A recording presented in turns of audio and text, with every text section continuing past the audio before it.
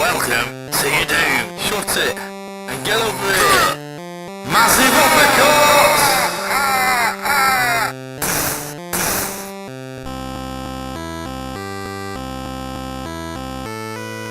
Hello and welcome to another edition of the JabJab Show. Today, as you can probably gather, I'm on the floor. This could only mean one thing. Yes, I'm reviewing a video game. This a little change of pace here, because this video I wanted to show you an NES Mini that I have recently purchased, all nice and shiny and lovely and all the rest of it. But alas, the shop I wanted to order it from didn't take my pre-orders. It's a bit weird. Basically, they're out of stock. They couldn't do nothing about it, so I don't have one. And also the shops, other shops and all the retailers and online or whatever will all be mean, as in they didn't have anything and I couldn't get one. But don't worry, because I didn't want to go away empty-handed, so I bought myself an Xbox One. Now stop panicking, I'm not getting no modern on you. Still, it's keeping in the theme of this channel. Basically, the Xbox One, I've had my eye on for a little while now. Basically, mainly for one compilation of games, and you might know which compilation of games I'm talking about. It's Rare Replay for the Xbox One, like I say. If you don't know, it's a company called Rare. It used to be called Ultimate Play the Game back in the days of the Spectrum. This is a compilation of 30 hits. I'm not going to list them all, but there's loads of lovely stuff on here. Like I say, they used to be called Ultimate Play the Game. So the games on here are from the ZX Spectrum all the way up to the Xbox 360. Okay, say lovely stuff. And basically, the price I paid for the Xbox One, and this is cheaper than getting these games separately, on the original cartridge and CD and DVDs and discs and what have you, and tapes. Because a lot of the Ultimate games fetch quite a bit of money. But I'm being a purist at heart and stuff. And just thought, I'm gonna get this. It's got lovely stuff on. Like I say, some rare things on. Hilariously enough, like Banjo-Tooie, Conker's Bad Fur Tales, which, to be honest, goes for a lot of money, and I want to play it, and I can probably get on the demo later and do it on the PC or whatever. But I've got it now, lovely stuff. So the game I want to play from this compilation is Solar Jetman. It came out for the NES back in 1990. I think it was released in the UK in 91. I used to have the game. Like I say, I don't know what happens with it. But anyway, let's go and play the game. So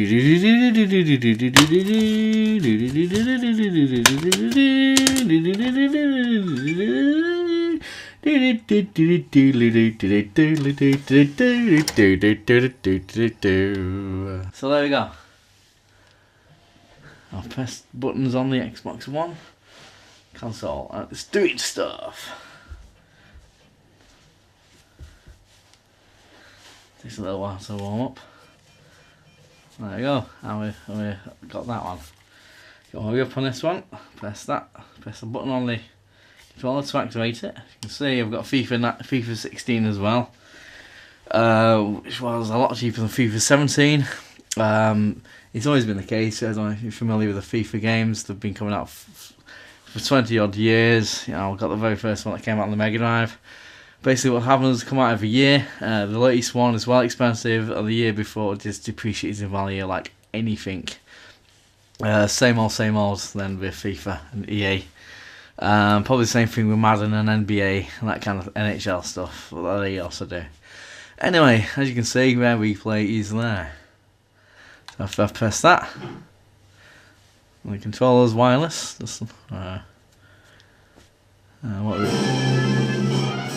There you go.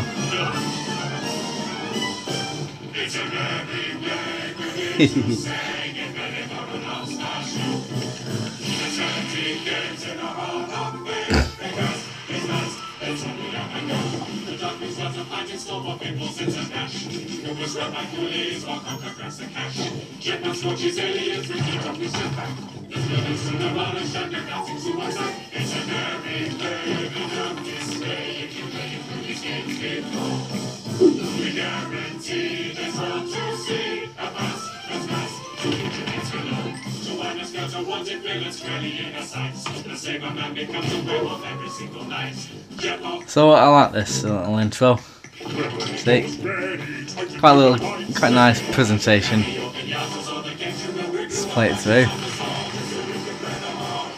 Might as well the Muppet Show a little bit when it opens.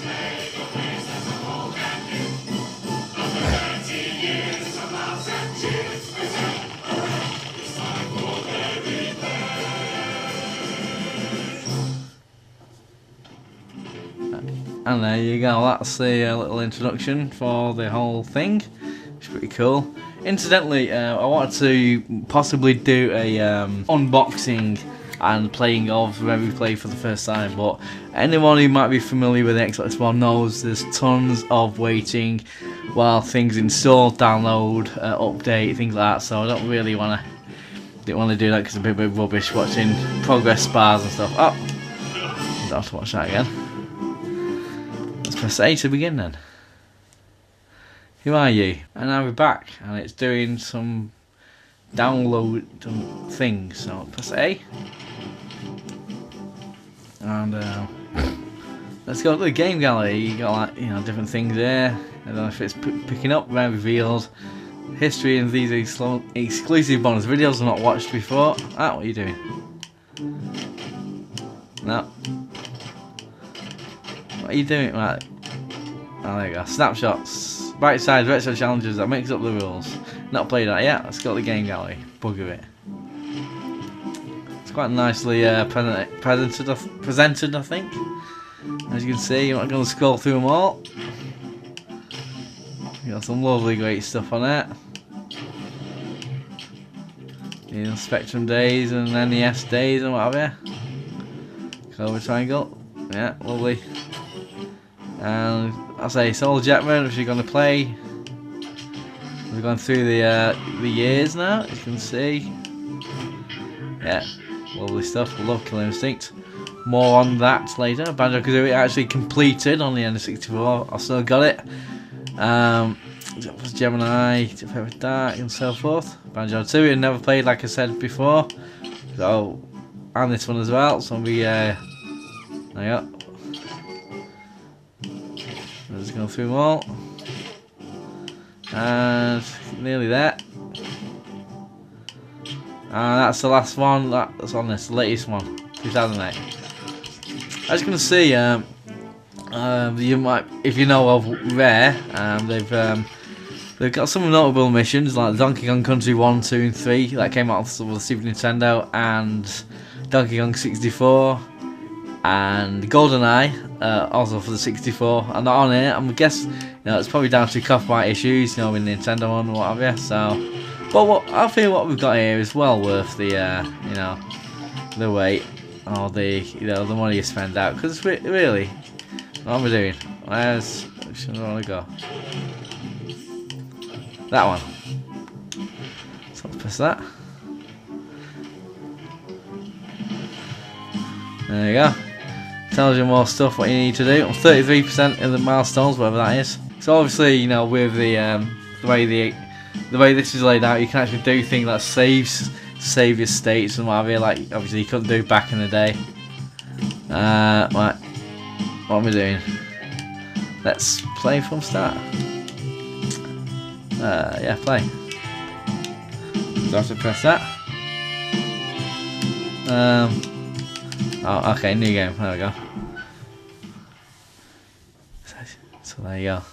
See the little bit on the side to make it like an arcade cabinet, I guess. See, the emulation's pretty much spot on, I think, with the sound and the graphics and whatever. They're not like jazzed up like they obviously could have done. So let's start game. Okay, start game. There you go. What you have to do basically is you're a ship, and you have to collect things. Let's see. Yeah, so alright, there we go, a little intro there. So it's doing stuff. So like, you're a ship like this, you can rotate and so on. One button does the thrust, and one button, you can get leather there. One button you shoot things.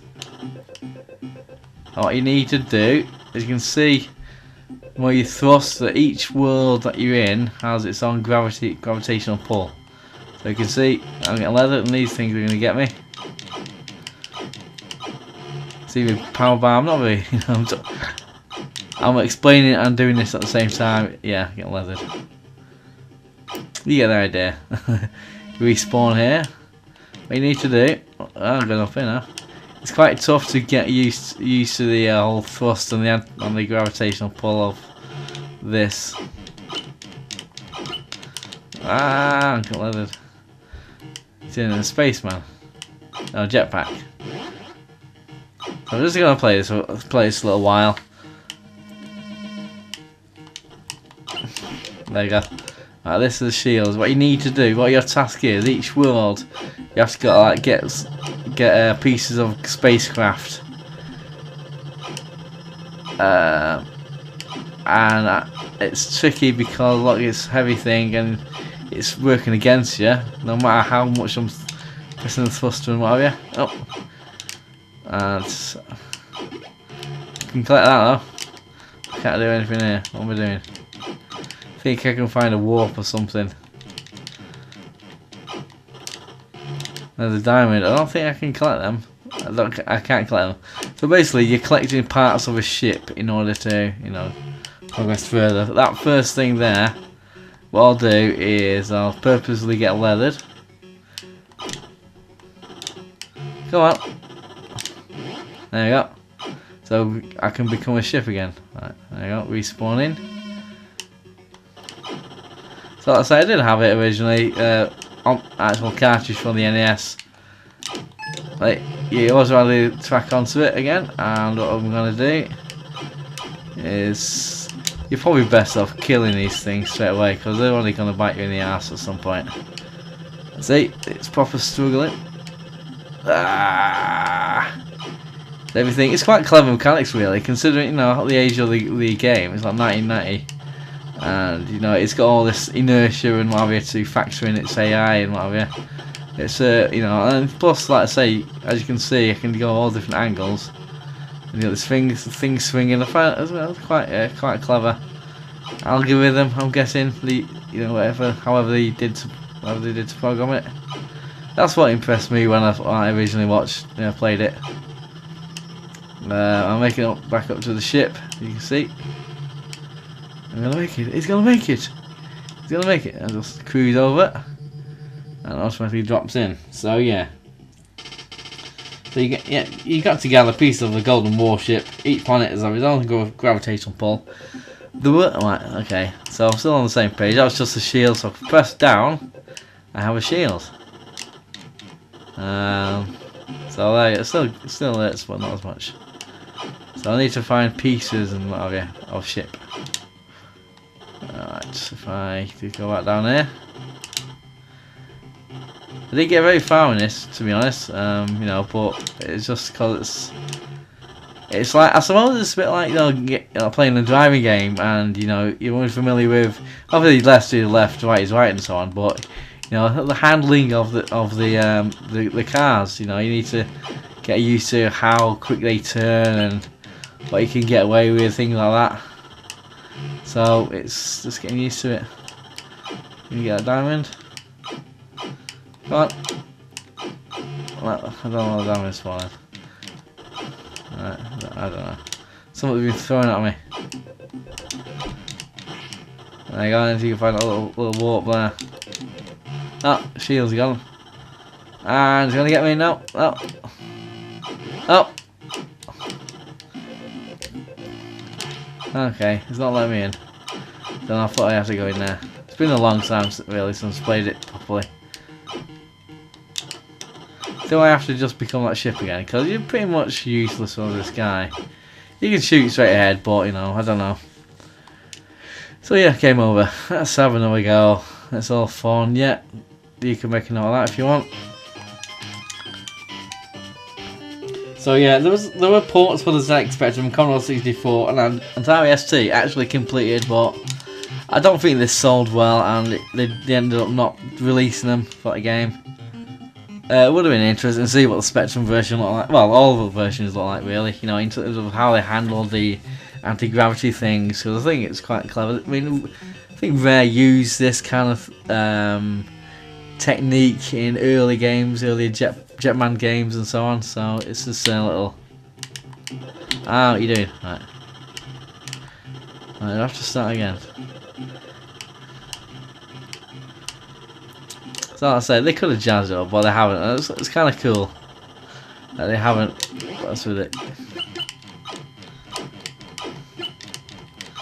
Nice cool scrap. I do like the NES graphics. No, you know they are different to the Master System graphics. I've got a little. I've got a lot of love for both machines. Got a lot of great games for both of them. This is one of them. This is a more interesting one, even though it's tough as heck. And that's what a lot of these games were back in the day. They were like proper tough. See, this isn't the toughest game on the NES, but certainly once you get used to the whole thing, the whole gravity thing. Go on, I can't even get killed even if what's doing now. There we go. There you go. Alright, okay, let's go this way. It reminds me of a little bit. This bit is it Moon Crest or Terra Cresta? I think the one was a sequel to the other. Like docking, you have to, that one's just those games are straight up shooters. Just like in the vein of Space Invaders. But you had 3 lives, and your ship originally has 3. Go on, gotta kill him. Yeah, 3 lives, 3 ships on each one. Basically. Right, you go through a level, then you've got to dock onto a spacecraft, and you have to use the whole inertia thing, burners and what have you, to gauge how to do it and so. But it's really clever. This I like this one, even though it's kicking my ass. Where am I going? Look, I'm doing full whack and everything. It's just I don't know. It's there we go. It's not unfair though. Like I say, it's not unfair. Like the AI, it's just it's you can see the physics and everything are all kind of sound like consistent within its planet thing. For want of a better term. It just makes for a very tough game, As I've said in many other videos, I'm not the greatest video games player. Just like there's certain things, certainly like with this game and other games, like I'm not good at them, but I do admire them because of certain things. This is certainly for the cleverness. I'll say I could have chosen. I'll say there's 30 games on this compilation. I could have chose, obviously any one of them. I did have a think, which one I'm going to use. Thinking, yeah, I got a lot of love for the N64. I've reviewed Mario 64 and we've got all the great games on there. Also, some that are on this compilation.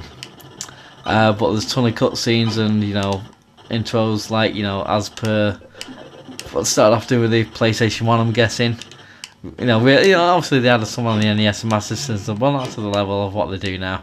So I just want to get to the gameplay, which is kind of weird in a way how the Xbox One works, that it downloads, installs stuff on the hard drive, and you can't just plug and play. But I'm just giving you a highlight of things. It's more so the presentation of Rare Replay, which I think is a very very lovely compilation. So we're just gonna have my game over. Yeah. Okay, so there was Solar Jetman on the NES via Rare Replay on the Xbox One. Yes, I just wanted to play the game. Not played it for a little while. I'm a bit rusty. It's a bit tough and what have you. But let's say certain games is just they got an interesting thing about them. A lot of the time for me, you don't know the greatest of players. That's the whole inertia, gravity kind of thing. And all. It's just very challenging. It's very fun. Like believe me, even though I'm getting leathered by everything. Again, it seems to be a common occurrence of pick tough games or something. Mainly, I don't know. Anyhow, so I'm a purist. I want I want the tapes, I want discs, I want cartridges and boxes and so forth.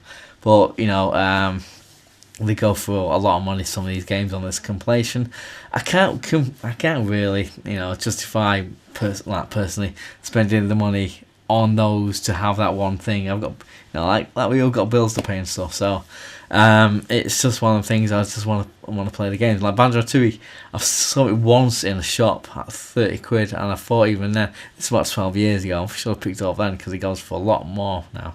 I've never seen Conker's Bad Fur Day in the shops. I mostly know of it. I know of this little story behind it, you know, how they changed the tone of it quite late on, I think. I don't know if anyone of you like play modern consoles to get the retro stuff because it's like, you know, more convenient perhaps. I mean, yeah, I've used, as you might know, I've used compilations in the past on the PS2, like Midway Arcade Treasures, Capcom Collection, that kind of thing. I've got others, I've got more. It's, you know, even though I'm a purist, you know, it's fun to see that the arcade, because I don't have the arcade machines in my house. I don't have the room. I would love, like, you know, a ton of them. I can, you know, list loads of them that I could have cabinets, you know, original cabinets. But anyway, so, you know, these little compilations are good because the show are thinking, you know, they're the arcade versions of the games. If they don't specify it's a Master System game, it's a Mega Drive version, Super Nintendo version, whatever it is, you know. So waffling on now. A few questions for you. What are your memories of Solar Jetman? What are the memories of that game? Rare replay. What do you think to that if you've got it? You know, are you a collector of compilations? Are you like me, purist, but you just want to play the games properly? And I'm not a fan of digital downloads or anything. There will maybe come a time when I do things here and there. I'm not a fan of them. I like the physical stuff. What is your opinions on rare replay and compilations in general? Just let me know down below in the comment section down there. Like, subscribe, comment, and tell your friends and everything. And in the words of the new Cyrus, send the word. 9, 8, 7, 6, 5, 4, 3, 2, 1.